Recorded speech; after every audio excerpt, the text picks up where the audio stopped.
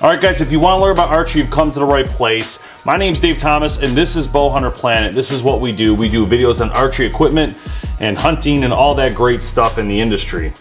Today's video, I'm going to show you guys from a basic level the different components of a bow, and then we're going to talk about how to shoot that bow once you have it set up.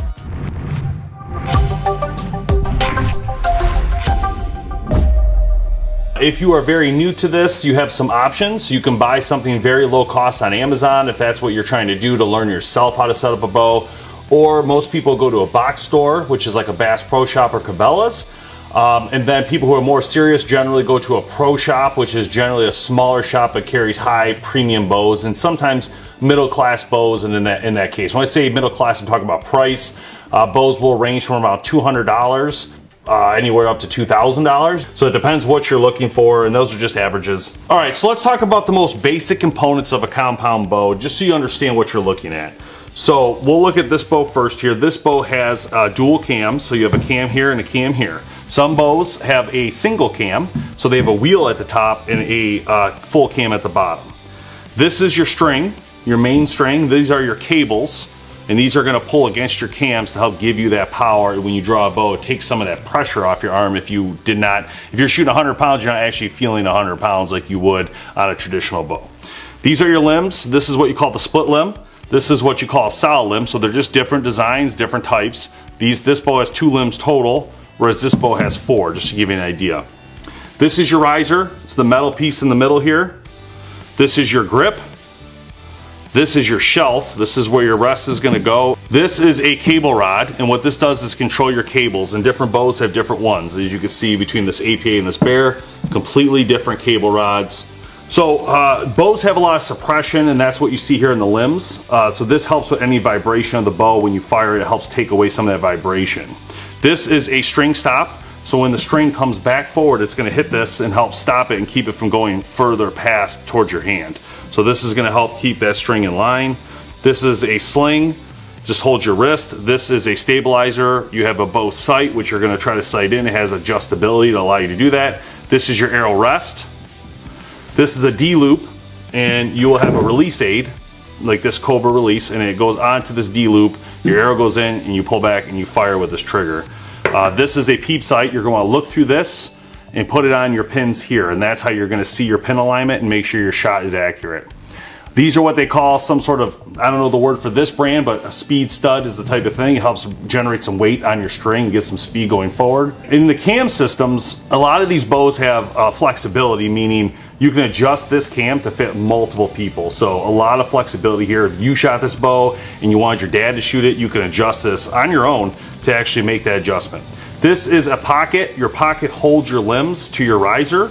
And that's about it for the basic components of the bow. All these bows have what they call let off. And what let off is when you draw a bow and you get it back, the let off is now the amount of weight you're actually holding based on what the weight of the bow is. So if the bow is 100 pounds and you have 80% let off, you're only actually holding 20 pounds.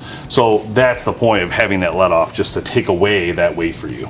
All right, so now that we've talked about the basic components of a bow, let's go to the shooting range, let's shoot it and talk about how to shoot the bow, just to give you a better idea of how it works.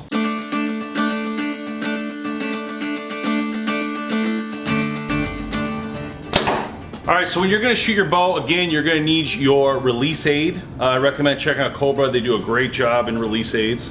You're gonna need arrows, and today we're gonna use Victory arrows, what we use on our show. They're a great arrow, so you should definitely check them out when you're buying your arrow and you're buying your bow. You have your wrist sling, you put your wrist in here, okay? And then you have your rest set up. So this is if you have everything pre-set up. So you're gonna have to get it all set up at a pro shop, learn to set up yourself online. You can do that if you needed to. I don't recommend it. I would definitely probably try to start with a pro shop of some sort, just so you get it right. And basically, we're gonna make sure our weight's not overbearing. So pick a bow that the weight's good for you. Whether it is 40 to 50 pounds, 50 to 60, 60 to 70. This bow for me is set at about 60 pounds.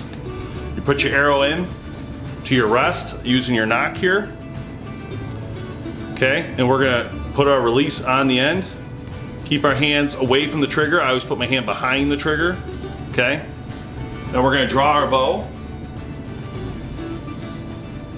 So just to start, I'm gonna draw it, and I'm looking through my peep. I can see my peep is actually a little bit low.